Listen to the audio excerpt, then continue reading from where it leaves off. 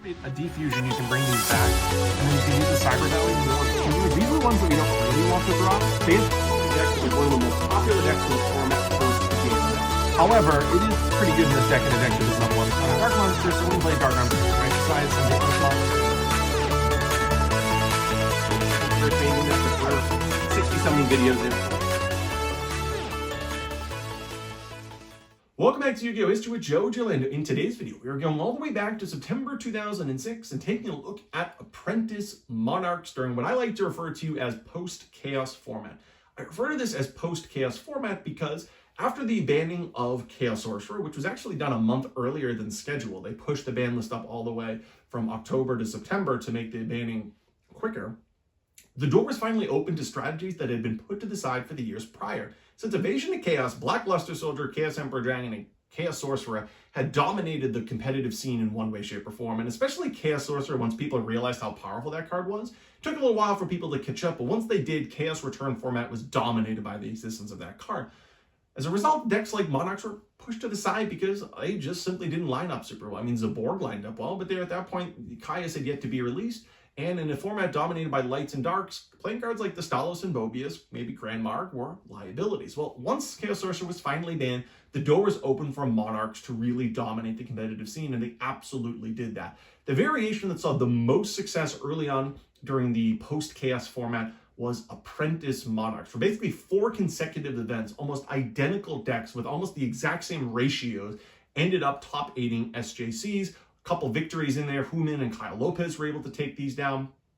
And this particular deck, almost card for card, was consistently slotting 1 or 2 in all of the top 8s during the time period. The side deck, there was some variation. Some people decided to go into Cyberstein. Some people decided to have counters in their side deck. So there was some variation there. But the actual framework of the deck with minor tweaks here or there. Do you prefer Scapegoat or Enemy Controller? Do you prefer the third Dekoichi or maybe another monster here? Those very minor tweaks were definitely made, but the framework of the deck was virtually identical across the board, and that's exactly what we're going to profile today. Without further ado, let's take a look at Apprentice Monarchs. All right, first we'll start with the deck's namesake, which is the Monarchs. We have 3 copies of Zaborg and 3 copies of the Stalos. These were by far the best Monarchs that we had access to at the time, at least ones that warranted main deck inclusions. Mobius was pretty good, but often we would just keep that in the side deck, and then Grand Marg was decent, but when you compare Grand Marg to a card like Zaborg, I just think it's clear as day that Zaborg is better. If you want to take down an opposing Monarch, you want to have access to Zaborg and not a Grand Marg. You never wanted to summon a Grand Marg and never get the effect to resolve. You really always want to be able to get an effect to resolve, and these were the most reliable ways of doing that. The Stalos was so popular, it actually created the environment where Dark World became a pretty reasonable counter to this strategy. But these are our Monarchs. Then we have 3 copies of Cyber Dragon.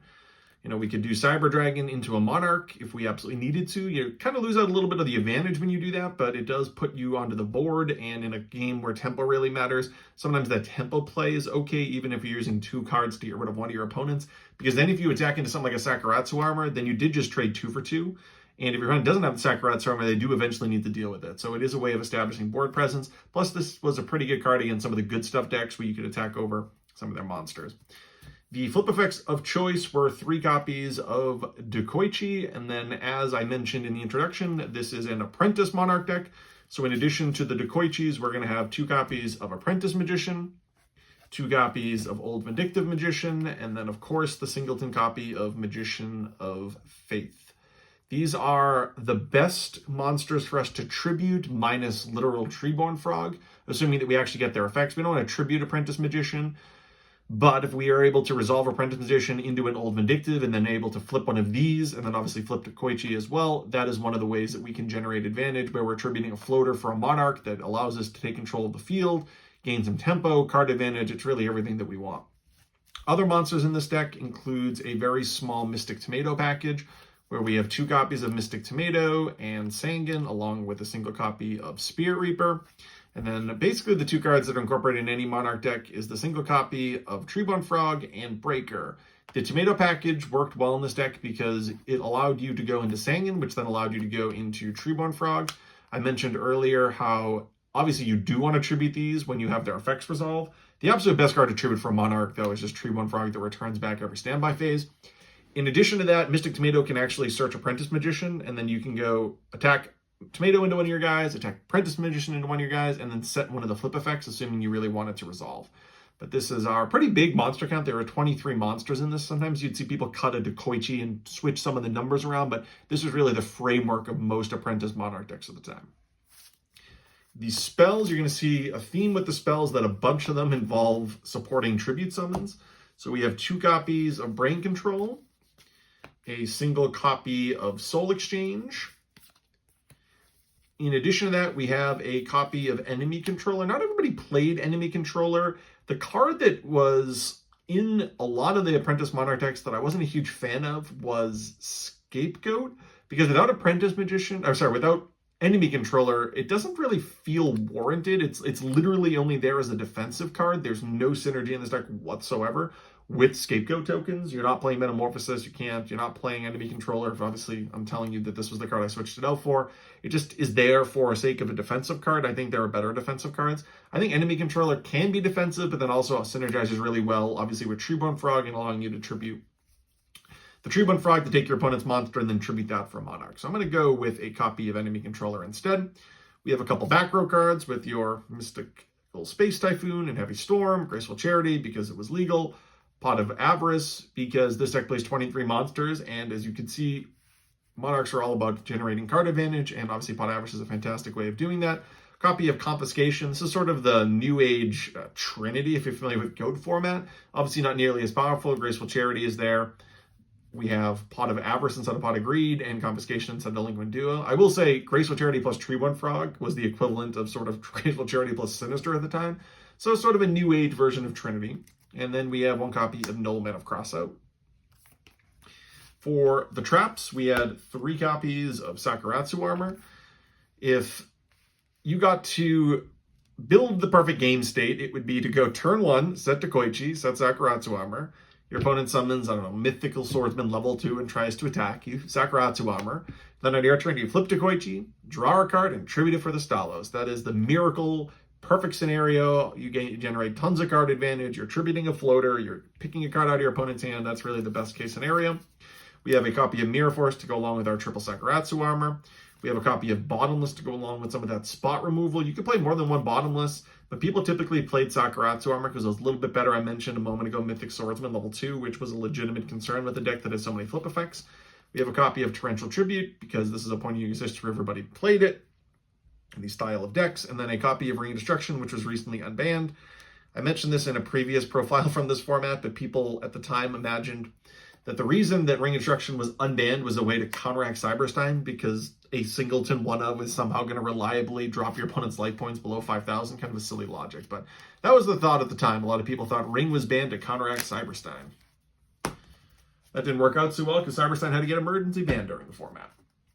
I don't have an extra deck currently here. I have just a bunch of random fusion cards. You should have a bunch of random fusion cards because Cyberstein was legal and you don't want your opponent to know that you're not playing it. As a matter of fact, a lot of these decks actually smokescreened into a Cyberstein OTK, at least a small Cyberstein OTK. I decided not to do that because I recently profiled Cyberstein decks on this channel, so I wanted to build a side deck that was more representative of a generic side deck where you're counteracting stuff as opposed to totally smokescreening into a new deck. All right, in terms of decks at the time, we obviously have the Mirror Match. We have Cyberstein-based strategies, whether it's Cyberstein Burn, Cyberstein with Dark World, Cyberstein committed OTK decks. There's a variety of Cyberstein-based strategies, which is another reason I have a Last Will here. The Dark World strategies that became popular to counteract the Stalos, just straight burn decks without Stein. We had machine decks occasionally, and then there were just random decks that did well. I'm going to use this to represent sort of the good stuff decks. Kind of a weird card, but there was actually a deck with Prickle Fairy at the top than SJC at the time. Our side deck, as I mentioned, though, is not going to be a smokescreen into Cyberstein itself. I think that'd be a little bit lazy because I just profiled Cyberstein on this channel. So instead, we're going to have a side deck that counteracts the format a little bit. We have 3 copies of Mobius, just an additional Monarch, allowing us to target some of the back row-based strategies. We have 2 copies of Exile Force and 2 copies of Mythic Swordsman level 2 to counteract the Mirror Match. If you can establish a Monarch and then just use these to pick off your opponent's set cards, you are in such a dominating position. And then you have your own cards like Sakarat's Armor to protect if they try to attack over this. So it puts you in a great position. The mirror match is all about establishing tempo. There are some situations where literally summoning Dekoichi and attacking a set Dekoichi is better than setting your own Dekoichi, because if you let them flip Dekoichi and summons a Borg, you just outright lose the game. So the mirror match can be a little bit weird playing for a lot of tempo, and these cards help counteract the set monsters. We have 2 copies of Karibo and then 3 copies of Threatening War for the OTKs. If we are talking pre-Cyberstein's emergency banning, which is where I've contextualized this deck, these 5 would line up for that particular matchup. It's also technically good against some of the Chimera Tech decks that were popular towards the end of the format. We have 2 copies of Royal Decree to combine with the Mobius against the trap-heavy decks, like the burn-based strategies. And then I put in emergency provisions. A lot of people just side deck the random, I wouldn't say stall card per se, that's not the right word choice, a random life point gaining card, because sometimes the games went long enough. There's a point in Yu-Gi-Oh's history where the games can sometimes go a long time. And a lot of people decided a random card like Poison the Old Man or Emergency Provisions to gain life points. So I like to put in Emergency Provisions in there with this deck. But nevertheless, that's Giorlando for Yu-Gi-Oh! History. Thank you for watching. Check back soon for plenty more Yu-Gi-Oh! content.